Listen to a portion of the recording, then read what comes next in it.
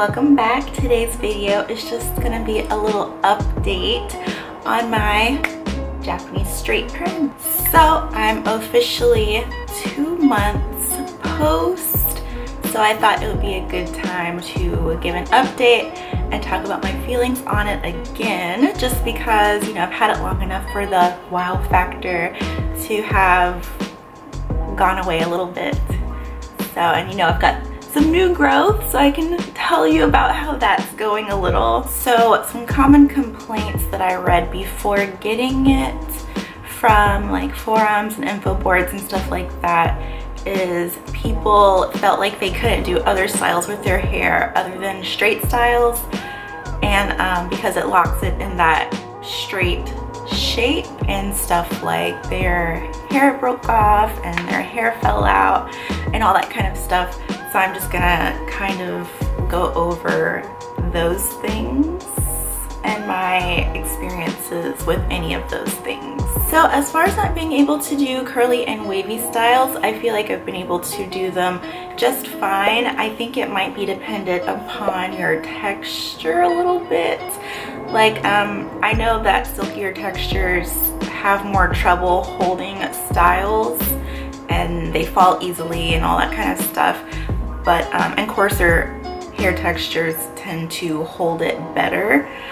So mine is kind of in the middle. I thought it was more of a coarse texture, but my mom has informed me that my hair is not that coarse. So maybe I'm like in the middle. But my hair holds waves and curls just fine when I do like bantu knots at night and I wake up and I let them out. They tend to stay curly slash wavy until nighttime. They do drop a little bit, but also keep in mind that I do not use any like holding products like hairspray, setting lotion, mousse, or any of that, just because I don't have any. So on to breakage. I have not been experiencing much breakage, if at all, really. Like, you know, none more than usual, none more than when I was natural. Probably a little bit less than when I was natural, just because my hair doesn't tangle as much anymore, because no curls to like tangle with each other.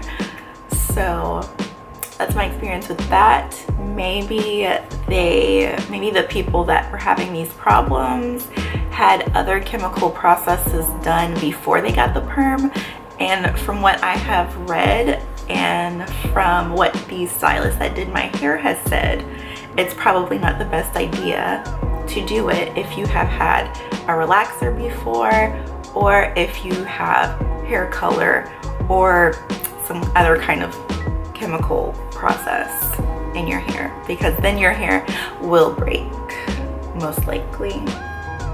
So as far as shedding, I don't experience more shedding than usual. Maybe, again, maybe a little bit less now that I'm not natural because of less tangling. Yeah, so the overall health of my hair is pretty much the same as when I first got it. I still like it, still soft, still healthy. No length has broken off or anything. Yeah, so that's the update. Things are good. So now I will get into some questions that were left under my other straight perm video. I have replied to most of these people directly already, but I figured maybe some other people would have some of the same questions, so I'll just include those here. And if you have any more questions, you can leave them below this video and I will reply to those questions. So my first question is, how is it going for you? Do you regret it, or do you still feel 100% happy that you got it done? And my answer is, it is going great for me. I still like it. I do not regret it at all. Yeah. I'm still enjoying like the convenience and all of that, I like to work out a lot more now. And well, I did before too. It was just kind of a hassle working out often, just because if I styled my hair a certain way and I sweated a lot or got really hot, my style would pretty much be ruined. Like if I wanted to straighten my hair, I couldn't. Even just like blowing out my hair for like a big fluffy afro, that wouldn't work because the roots would just shrink back up to my head, which meant tangling, which meant breakage and all that. It was just, but I don't have those problems anymore. And just every time I work out, I just think, wow, it's gonna be so easy to wash my hair later, you know. But I'm not gonna lie, I do miss like the big fluffy blowouts and all that stuff, but I do not miss the process of doing those at all. So the next question is, which salon did you go to? I went to HK Hair and Beauty in Milpitas, California, and I will leave their website below and their Yelp account below because they're great, they're wonderful. My next question is, what about washing your hair? Is it a true wash and go? Keep us posted on the touch-up process. Since you don't need the touch-up as often as a relaxer, let us know how the stretching process goes. So it is a true wash and go. If I wash my hair and don't blow dry it or anything, it still dries straight after it's done air drying. I don't have to do anything to it for it to be straight. So that's convenient. It helps with heat damage for sure. You don't have any heat damage because you don't have to use heat if you don't want to. And I will keep you updated on the touch-up process. I'll see if I can like film some stuff in there when it's time for me to go do it. I'm trying to wait until the beginning of December or the end of November to get my touch-up. By that time, it will have been like 5 or 6 months. So yeah, and if I can't film in there, I will still like, you know, take pictures on my phone and do Insta stories on there. I did it for when I first did my hair. I just posted Insta stories like while I was getting my hair done. So follow my Instagram, shameless self-promotion. Follow my Instagram if you would like to see that.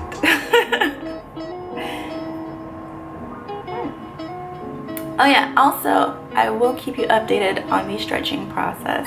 I'm just trying some things to make sure the stretching process is easy. So far, so good.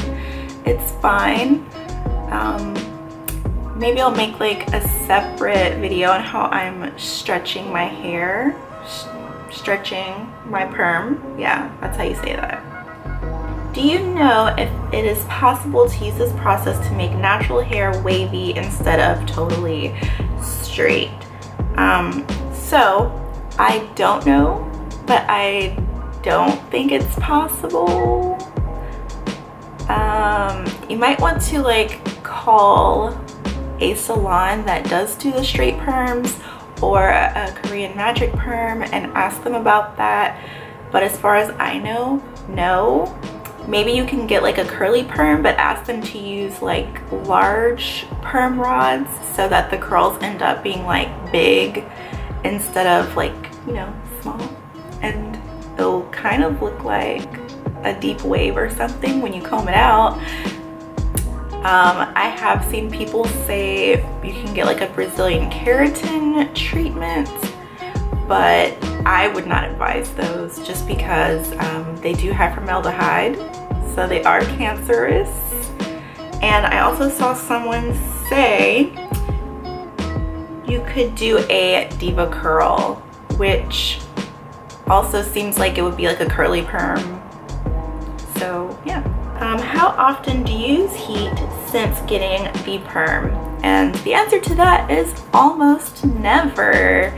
I have not put a flat iron in my hair since I've gotten the perm. I used a curling wand once, I think. And I've used the blow dryer maybe like 5 times, just because I only blow dry my hair if I have washed my hair really late at night and I'm tired and I want to go to bed, so I just blow dry it dry, or mostly dry, and go to bed. Or if I have washed my hair right before we're about to go do something and it's almost time to go, so I'm short for time, so I blow dry my hair. But yeah, that's it. Okay, so that's it for the questions and that's it for the updates. If you have any more questions, as I've said, you can leave them below and I'll reply. Yeah. So that's about it. Bye!